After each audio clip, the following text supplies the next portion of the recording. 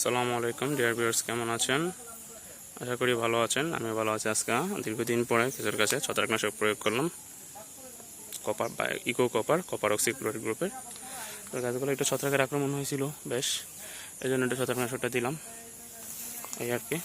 তো এটা পুরুষ গাছ গেল, এটা আইডেন্টিফাই হয় নাই।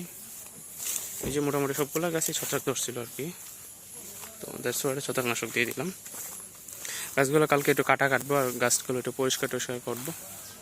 এই যে গাছগুলো পুরো ভিজিয়ে আছে ছত্রাকনাশকে।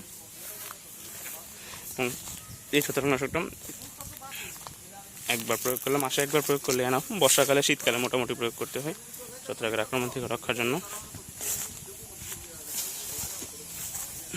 এই যে আছে এখানে আছে, এগুলো ছোট গাছ।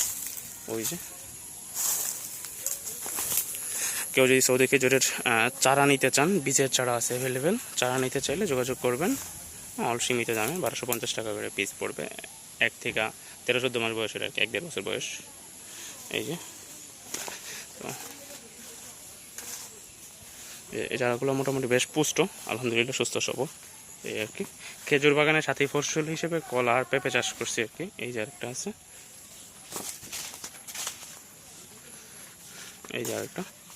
তো সবাই দোয়া করবেন আমার জন্য, বাগানের জন্য দোয়া করবেন যাতে সফল কাম হতে পারি।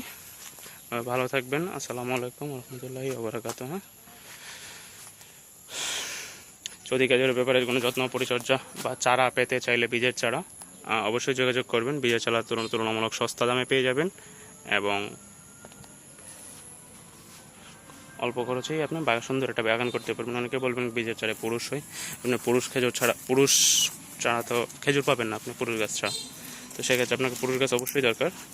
এমনি একটা পুরুষ গাছ কিনতে চাইলে বেশ দাম পড়বে, সেক্ষেত্রে বীজের চারাটা করে নিলে আপনার অভিজ্ঞতা হবে, পুরুষ গাছও পেয়ে যাবেন এই আর কি। ধন্যবাদ, ভালো থাকবেন। আসসালামু আলাইকুম রহমতুল্লাহি ওয়া বারাকাতুহু।